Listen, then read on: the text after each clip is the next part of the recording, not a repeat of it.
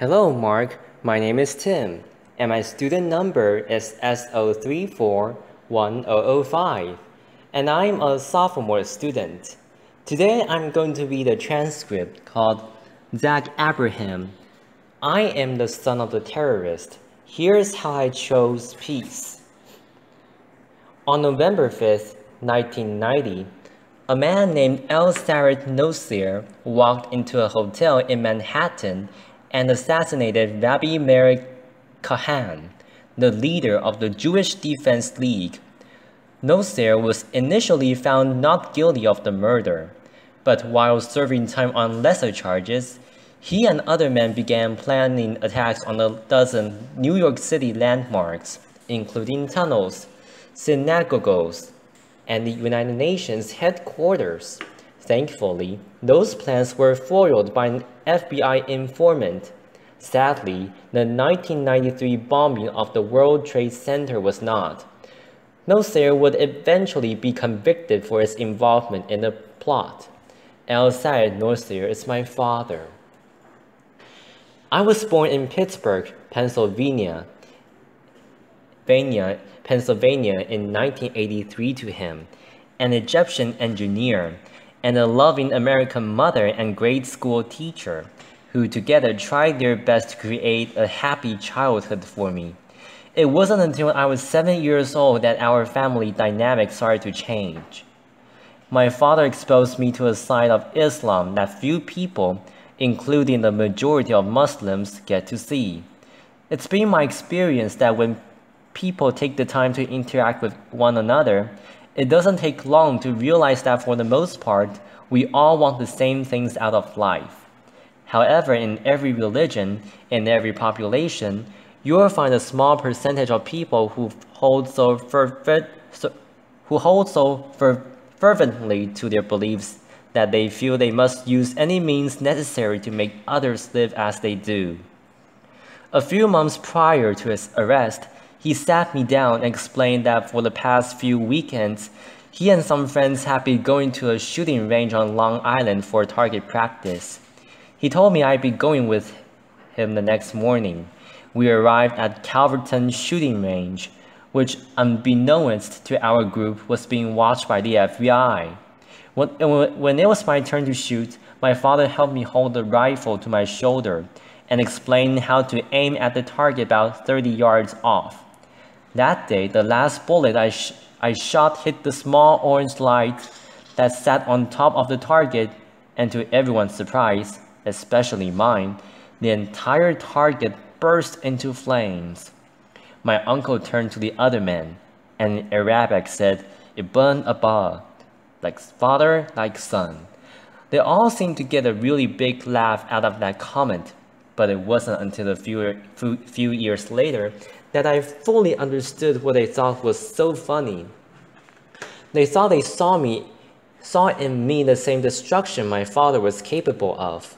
Those men would eventually be convicted of placing a van filled with 1,500 pounds of explosives into the sub-level parking lot of the World Trade Center's North Tower, causing an explosion that killed 6 people and injured over 1,000 others. These were the men I looked up to. These were the men I called Amir, which means uncle. By the time I turned 19, I had already moved 20 times in my life, and that instability during my childhood didn't really provide an opportunity to make many friends. Each time I would begin to feel comfortable around someone, it was time to pack up and move to the next town. Being a perpetual new face in class, I was frequently the target of bullies. I kept my identity a secret from my classmates to avoid being targeted. But as it turns out, being a quiet, chubby new kid in class was more than enough ammunition. So for the most part, I spent my time at home reading books and watching TV or playing video games. For those reasons, my social skills were lacking, to say the least, and growing up in a bigoted household, I wasn't prepared for the real world. I'd been raised to judge people based on arbitrary measurements, like a person's race or religion. So what opened up my eyes? One of my first experiences that challenged this way of thinking was during the 2000 presidential elections. Through a college prep program, I was able to take part in a National Youth Convention in Philadelphia. My particular group's focus was on youth violence, and having been a victim of bullying for most of our life, this was a subject in which I felt particularly passionate. The members of our group came from many different walks of life. One day, toward the end of the convention, I found out that one of the kids I had befriended was Jewish. Now, it had taken several days for this detail to come to light, and I realized that there was no natural animosity between the two of us.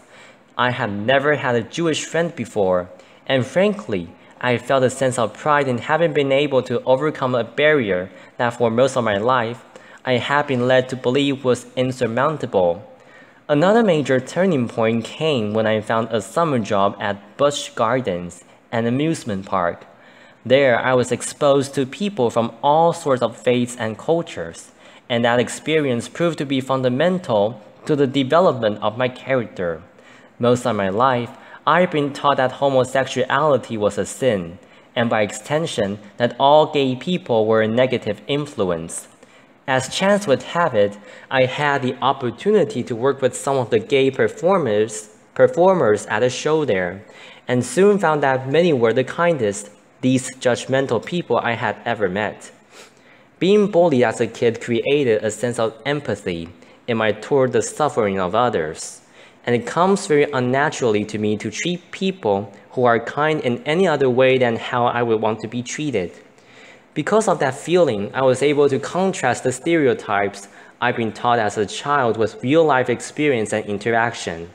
I don't know what it's like to be gay, but I'm well acquainted with being judged for something that's beyond my control.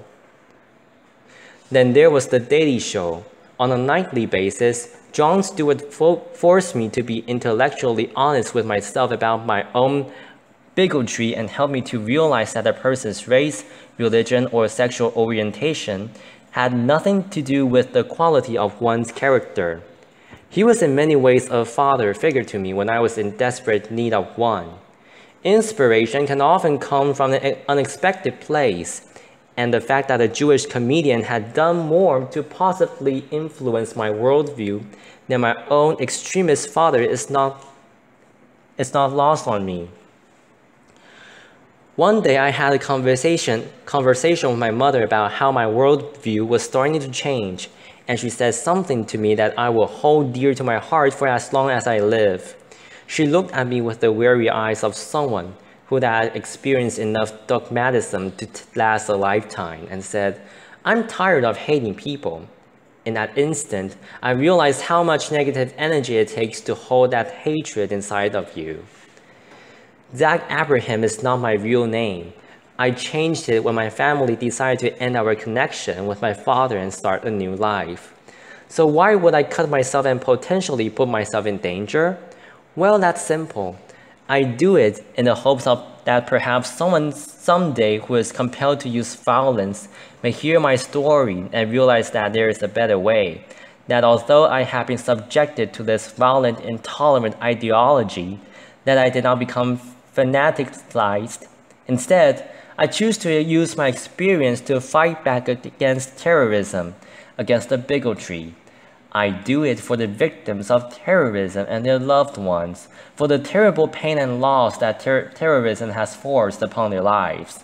For the victims of terrorism, I will speak out against these senseless acts and condemn my father's actions. And with that simple fact, I stand here as proof that violence isn't inherent in one's religion or race, and the son does not have to follow the ways of his father. I am not my father. Thank you, applause. Thank you, everybody, applause. Thank you all, applause. Thanks a lot, applause.